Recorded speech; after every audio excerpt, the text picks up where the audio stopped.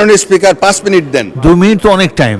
মাননীয় স্পিকার, আপনি আমার বাবার কলিগ ছিলেন। আচ্ছা 3 মিনিট, 3 মিনিটে শেষ করুন। জি, আজকের যে বাজেট, এই বাজেট নিয়ে আমরা অনেক আলোচনা সমালোচনা শুনেছি।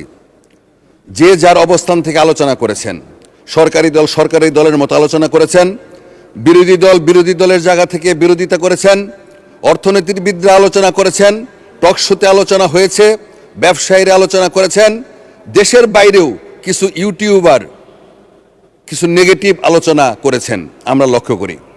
মাননীয় স্পিকার, অথচ এই 26-27-এর বাজেট, এরকম একটা সাহসী বাজেট, এরকম একটা বাংলাদেশের সকল শ্রেণী পেশার মানুষের মতামতকে গুরুত্ব দিয়ে, স্বার্থ দেখে, সুখ দুঃখ দেখে এরকম একটা দুঃসাহসিক বাজেট আমাদের মাননীয় প্রধানমন্ত্রী, মাননীয় অর্থমন্ত্রীর মাধ্যমে উপস্থাপন করেছেন।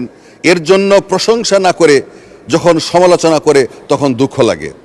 মাননীয় স্পিকার, আসলে সমালোচনা আমরা লক্ষ্য করি এবারের বাজেট নিয়ে। আমি অনেকগুলি বাজেট দেখার সুযোগ পেয়েছি, কিন্তু এবারের বাজেট। মাননীয় সদস্য 2 মিনিটের মধ্যে বক্তব্য শেষ করেন। 2 মিনিটে কি হবে?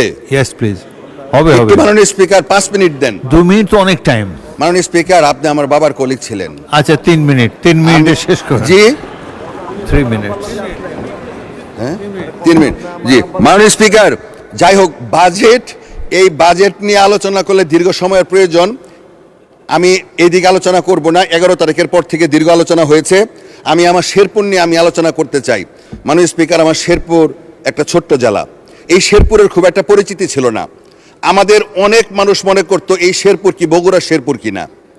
এই শেরপুর জেলা হিসাবে পরিচিতি পেয়েছে অল্প সময়ের হলো। এই ছোট্ট জেলার আমার আসনটি হচ্ছে শেরপুর 3, মেঘালয়ের পাদদেশে অবস্থিত, পাহাড়ি এলাকায় অবস্থিত।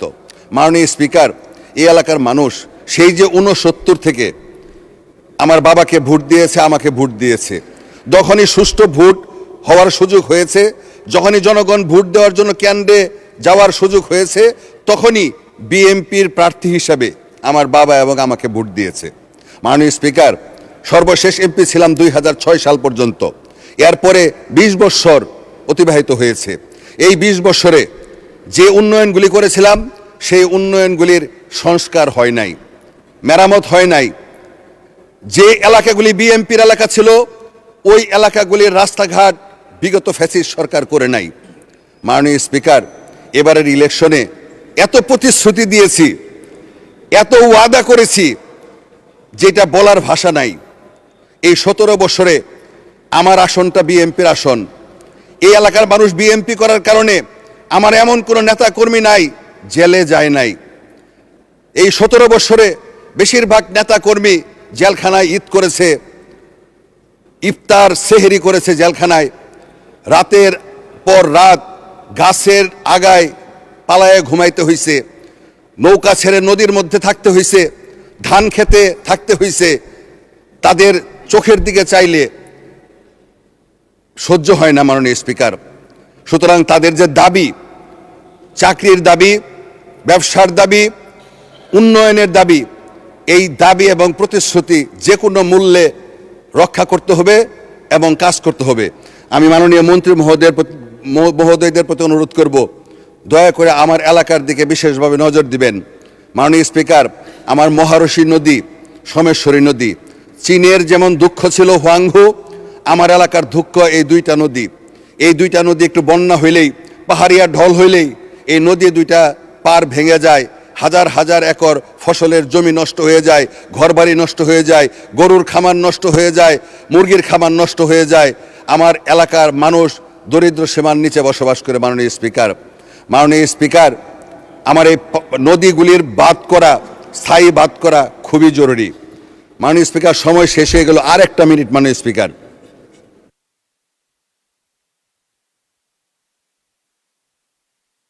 কি করবেন আর 1 মিনিট দিয়ে? আচ্ছা বলেন, 1 মিনিট আর কি বলেন, 1 মিনিট বলেন। জি মাননীয় স্পিকার, যাই হোক, আমার এলাকার যে সমস্যাগুলি দেখেন। মাননীয় স্পিকার, এই মেঘালয়ের পাদদেশে অবস্থিত আমার এলাকা। মাননীয় স্পিকার, এখানে হাতি মানুষের দ্বন্দ্ব, এটা মানুষ শুনলে হাসে, এই আধুনিক যুগে প্রত্যেক বছর হাতির পায়ের নিচে পড়ে মানুষ মারা যায়, এটা কোনোভাবেই মেনে নেওয়া যায় না। মাননীয় স্পিকার, এই হাতি মানুষের দ্বন্দ্ব, এটার জন্য আমাদের পরিবেশ বনমন্ত্রীর উদ্যোগ গ্রহণ করা প্রয়োজন।